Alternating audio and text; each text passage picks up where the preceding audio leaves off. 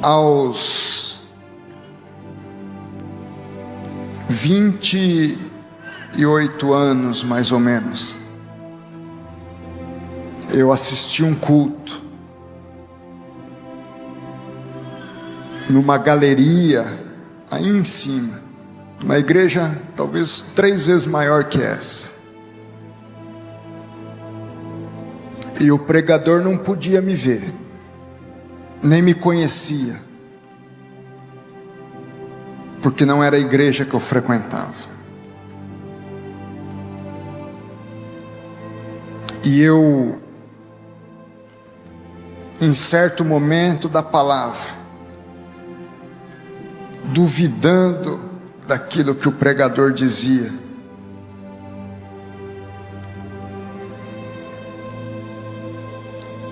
no meu coração, não que ele dizia alguma coisa para mim, mas duvidando em função da forma como ele pregava. E só eu e Deus sabíamos que eu estava com aquilo no coração em relação a ele. E eu com a Bíblia aberta enquanto ele pregava, sem que ele pudesse me ver, ele diz: e você aí que está duvidando do que eu estou falando? Eu fechei a Bíblia com medo. É com você mesmo que eu vou falar. Eu morava em Londrina, nem Brasília eu conhecia. Meu filho nem nascido era. E ele diz: um dia você vai ocupar uma posição neste país. E ele não precisava me agradar, porque eu estava duvidando dele. Um dia você vai ocupar uma posição nesse país, em que leis serão mudadas por sua causa.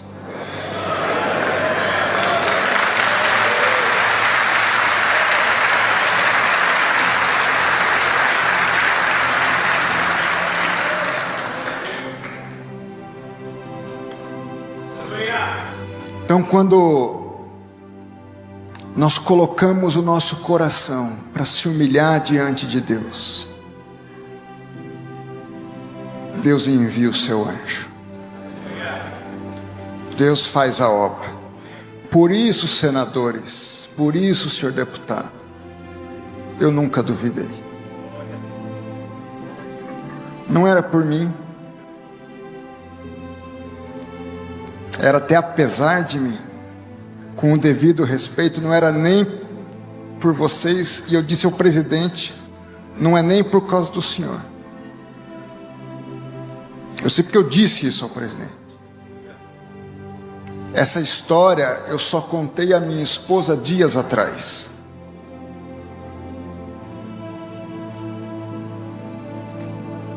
Mas é porque Deus é um Deus de promessa. E quando Deus promete, Ele cumpre. E Ele diz: homem muito amado, mulher muito amada, você lá do interior de Goiás, você lá do meio do mato, você que está indo para a escola com o seu quichute, com o seu conga. Os meninos hoje não lembram disso. Jogando bola no terreno baldio. Na cidade onde quem tem a bola e leva embora, acaba o jogo da cidade.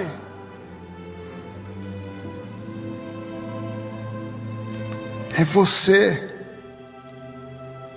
criança de hoje, adolescente e jovem dos dias de hoje, que deve se imaginar, e é verdade, eu sou uma areia no oceano, é verdade. Nós somos um grão de areia no oceano, mas é você que põe o seu coração a compreender e a se humilhar diante do seu Deus e acreditar que Deus é capaz de se apresentar diante de você e te pôr de pé e te dizer: mulher amada, homem amado, paz seja contigo. Eu tenho ouvido o seu choro, eu tenho ouvido a sua oração, eu tenho ouvido o seu clamor, eu tenho visto a sua dificuldade, eu tenho me condoído da sua tristeza e da sua humilhação,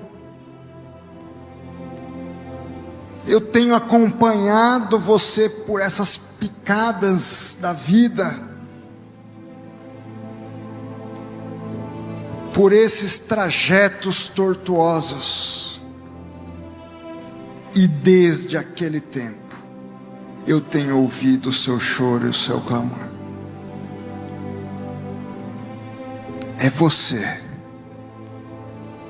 que eu quero tirar de onde você está e te pôr de pé. Agora, nessa caminhada, não se esqueça de uma coisa: a minha paz vai estar com você. Você vai ter dificuldades. Eu me lembro, e minha esposa também, eu já na advocacia geral, no ano de 2016,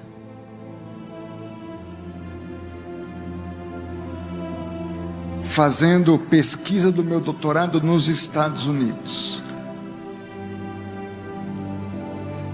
Meus irmãos, que dificuldade. O dólar disparou. E chegou um momento que até o limite do cartão de crédito já estava indo. Eu já tinha ocupado grandes cargos na minha instituição. Já era reconhecido dentro e fora dela. Já tinha ganho o prêmio Novare, já tinha participado de convenção da ONU, já tinha morado na Espanha. E eu me lembro que chegou um momento em que nós tínhamos o carro, mas nós íamos no mercado com a bicicleta para economizar.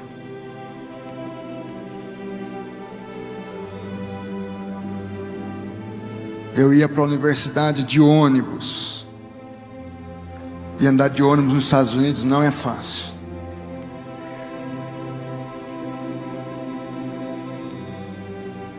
Minha esposa, nós comíamos o pão só feito em casa,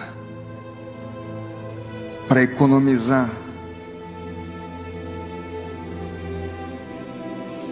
E houve momentos que eu falei: meu Deus, que sofrimento. Será que eu fiz tudo errado? Depois de 15 anos de serviço público passando por isso, que situação. E às vezes a gente pensa que é fácil, que desde os 19 anos foi tudo fácil, e que do dia para a noite o André cai aqui ministro do Supremo Tribunal Federal. Não é assim. Deus vai provando a gente, vai nos, literalmente, às vezes nos humilhando. E teve dias naquele momento dos Estados Unidos, eu digo isso, porque eu me dobrei com a minha esposa no quarto e chorando copiosamente, pedi perdão a Deus, se aquilo era do meu coração e não era de Deus, se aquilo era por vaidade e não pela obra de Deus, que eu sucumbisse e voltasse para o Brasil. Mas que se fosse para a glória de Deus, que Deus mandasse um milagre, mandasse um anjo, fizesse alguma coisa, senão não tinha condições de terminar o período que eu tinha lá nos Estados Unidos.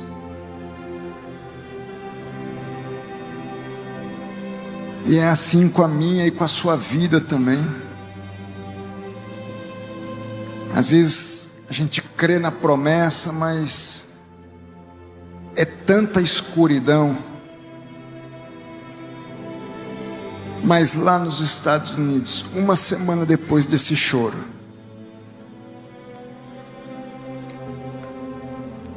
eu junto dinheiro, vou levar minha sogra para Orlando para voltar para o Brasil do aeroporto. Nós tínhamos um carro, senador Vanderlan, meu filho lembra bem, o apelido do carro era Verdão. Um carro antigão, era o que eu podia comprar, tinha pago 3 mil. O que você viu? Faltando 5 quilômetros para chegar no aeroporto em Orlando, o Verdão apaga na rodovia. Meu Deus, eu aqui com a minha sogra, com a minha cunhada, sem dinheiro para chamar alguém para ajudar. E ligo para um amigo, o amigo não atende. Depois de 1 hora, eu estava com tempo ainda para o aeroporto, para o voo dela. Esse amigo consigo localizar, ele vem, as leva, regressa do aeroporto. E aí eu digo, meu amigo, me ajuda até a chamar o guincho, porque eu preciso do teu dinheiro agora para você me ajudar com o guincho, que o cartão já está no limite. E eu tenho que passar então a noite na casa daquele amigo. E eu então relato o que se passava.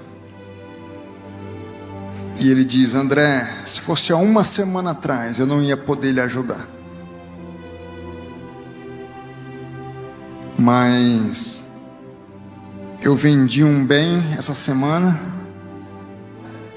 e as suas despesas daqui por diante nos Estados Unidos, você fica em paz.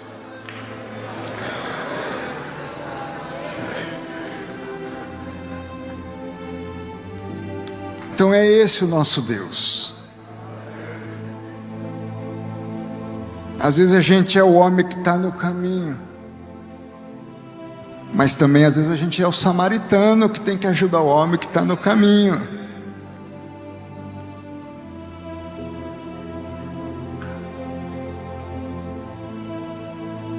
O que eu quero dizer, meus irmãos e minhas irmãs, é que essa história, em outra dimensão, ela se repete agora nesses 5 meses. Tudo contra. Não vale a pena entrar em detalhes. Mas pessoas importantes, por suas razões, se colocaram contrárias.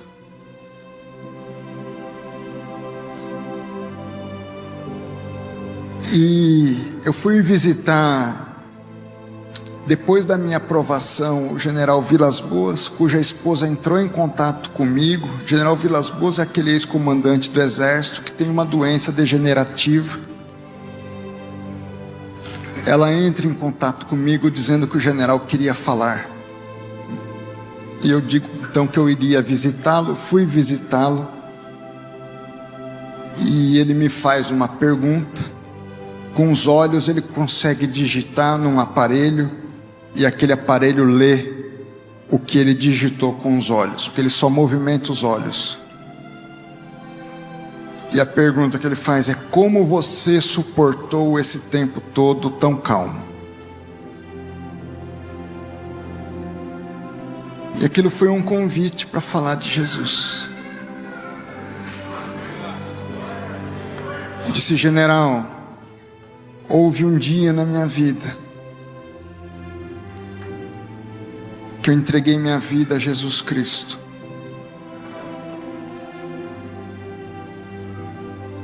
E eu confio na aliança e na promessa. Em síntese, eu não vejo as adversidades, os obstáculos, como algo para eu cair, mas algo para Deus trabalhar a minha vida e eu crescer para a honra e para a glória de Deus. Eu digo isso porque talvez você pense: a vida dele é fácil. Não é fácil, nunca foi fácil, e nem pensemos que será fácil.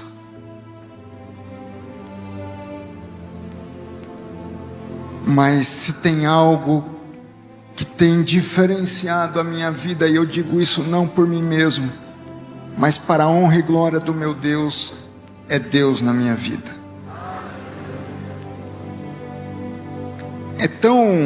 O que aconteceu comigo é tão sobrenatural, que eu vou dizer o que disse de manhã. Eu reuni meus filhos e minha esposa, uma hora antes de eu tomar posse, entramos só nós 4 no gabinete, e ali eu abri a Bíblia e orei com eles, por volta das 3 horas da tarde da quinta-feira. A posse era às 16 horas. E eu disse aos meus filhos: o que nós estamos vivendo hoje é tão impossível, é tão sem explicação, que para que vocês tenham uma ideia, é como se hoje eu dissesse a vocês: nós vamos um dia morar na lua. Entrar naquele gabinete como ministro do Supremo Tribunal Federal não era um sonho, porque a gente sonha com algo que a gente às vezes consegue visualizar ou vislumbrar.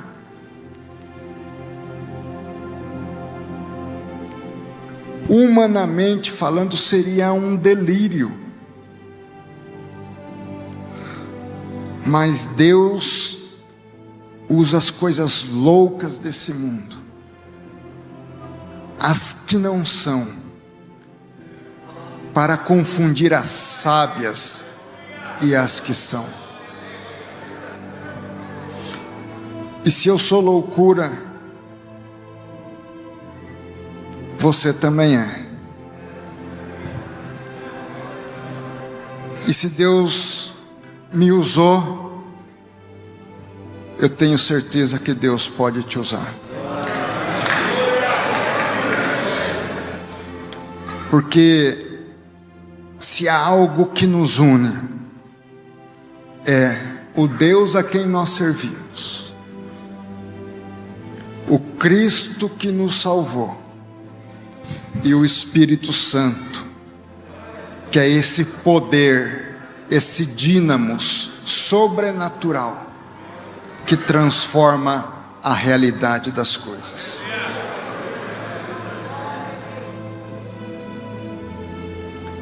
O que eu quero dizer, meus irmãos, é que vocês são muito amados. Não temam. Por maiores que sejam as vossas dores, paz seja convosco. Sejam fortes e sejam fortes. que você responda: Deus, ao falar comigo, o Senhor me fortaleceu. Cumpre os teus propósitos na minha vida. Porque Deus quer transformar o mundo, mas Ele só pode transformar o mundo conosco. Quem Ele enviar de diferente, Ele já enviou. É Jesus Cristo. Agora Ele disse: onde vocês estiverem, eu vou estar. Eu fiz coisas maravilhosas, eu vou fazer vocês fazerem mais. Eu vos envio o meu Espírito, que vai acompanhá-los. Vocês são meus embaixadores. Vocês são o sal da terra e a luz do mundo. E meus irmãos, não é a luz que tem medo das trevas, é a treva que tem medo da luz, porque onde há luz não existe mais trevas. Não temas. Só encerrando com essa fala, eu me lembro que o presidente, duas falas que eu tive com o presidente, uma delas, o senador Vanderlan esteve presente. Antes de me indicar, o presidente me chamou: eu vou te indicar. Você está preparado? Estou. No Senado não vai ser fácil. Você sabe disso? Sei. E eu disse, e ele perguntou: e se perder? Eu disse: presidente, quem tem medo da derrota não é digno da vitória. O cristão não tem medo da derrota. E a segunda, essa o senador Vanderlan presenciou. Eu disse: presidente, vocês militares são preparados para a guerra. Nós somos preparados para a cruz. O cristão não tem medo. Jesus disse: você quer me seguir? Tome a sua cruz e siga-me. Não disse que ia ser fácil. Ao contrário. Meu irmão, dobre o seu joelho diante de Deus. Se humilhe. Tome a cruz de Cristo e se ponha a caminhar o caminho que Cristo percorreu. Seja o sal da terra, seja a luz do mundo. Se prepare, porque Deus vai usar a sua vida. Que Deus te abençoe.